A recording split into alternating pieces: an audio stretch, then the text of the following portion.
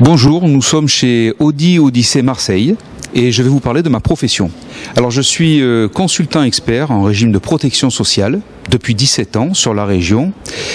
J'exerce mon métier de consultant auprès des professionnels du conseil que sont les experts comptables ou les avocats d'affaires et à destination de leurs clients qui sont eux-mêmes des professionnels indépendants ou des dirigeants d'entreprise.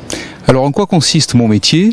Eh bien, mon métier consiste à réaliser des audits de protection sociale, qui sont finalement des bilans de retraite et des bilans de prévoyance. Et à partir de ces bilans, qui sont clairement des diagnostics du niveau de couverture sur ces deux chapitres, eh bien, il est possible de réaliser une optimisation, par exemple, sur le plan social, comme sur le plan fiscal. Prenons l'exemple d'un professionnel, qu'il soit indépendant ou chef d'entreprise. Ce professionnel a un outil de travail qui lui permet d'extraire un revenu, qu'elle soit rémunération ou autre source de revenus. Eh bien, mon métier consiste à analyser avec ce chef d'entreprise la façon dont son revenu est protégé face aux aléas durant son activité professionnelle comme au terme de son activité professionnelle. C'est cela que l'on appelle le régime de prévoyance et le régime de retraite. Alors finalement, comment procède-t-on ? Eh bien, nous procédons en 3 temps. Tout d'abord, nous réalisons un diagnostic précis des couvertures existantes, donc en matière de prévoyance, de santé, mais également de régime de retraite. Diagnostic des garanties qui sont apportées aussi bien par les régimes obligatoires que par les régimes complémentaires, dits volontaires.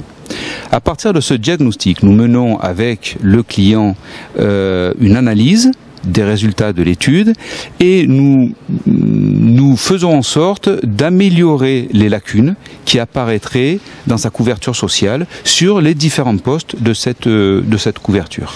Alors mon activité de conseil s'exerce en 3 temps. Tout d'abord, je réalise un diagnostic précis, poste par poste, de la couverture sociale de mon client. Ensuite, avec mon client, nous analysons ensemble le résultat de ce diagnostic afin d'identifier les axes d'amélioration ou d'optimisation de sa couverture sociale. Enfin, évidemment, je préconise les solutions qui vont pouvoir permettre d'améliorer cette couverture aussi bien au niveau social que fiscal d'ailleurs. Alors pourquoi le fiscal est-il lié au social ? Eh bien puisque dans la plupart des cas, une optimisation de la couverture sociale entraîne de fait une optimisation fiscale du revenu, ou bien par le biais d'une déduction, ou bien par le biais d'une exonération, aussi bien sur le plan fiscal immédiat que sur le plan fiscal patrimonial. Alors pour ce type d'études, évidemment, je travaille en général de façon très étroite avec le conseil habituel du client, qu'il soit expert comptable ou avocat d'affaires, puisque de cette façon, nous pouvons unir nos compétences autour de la problématique et des objectifs du client pour mener à terme l'étude la plus pertinente possible en fonction de sa situation. Alors à partir de la réalisation d'un audit de protection sociale, prenons 2 exemples. Le premier exemple, la personne est en entreprise individuelle, non salariée, et on étudie la possibilité de passer en société pour lui. Eh bien, on va s'apercevoir, par exemple, que en première conséquence, ces charges sociales seront calculées non pas sur 100%, mais sur 90% de sa rémunération de gérance. Donc, il y a un gain sur l'assiette de cotisation de 10%. Deuxième exemple, un dirigeant salarié de son entreprise s'aperçoit que, comme tout salarié, il paie des charges sociales, sachant que c'est le dirigeant.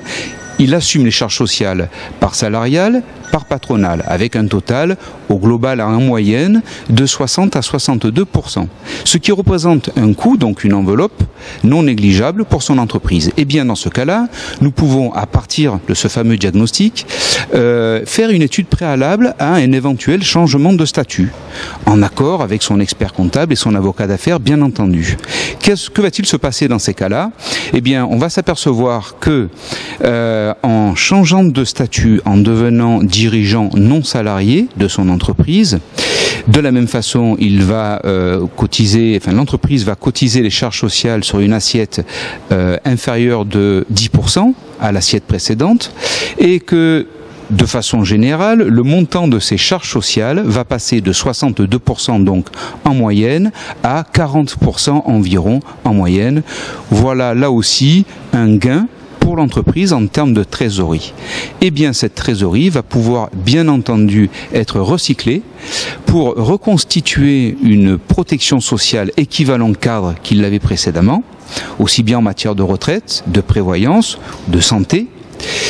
Et malgré cette reconstitution, donc à couverture équivalente et à enveloppe constante pour l'entreprise bien entendu, il va dégager un disponible impôt payé qui va varier en fonction du revenu pris dans l'entreprise.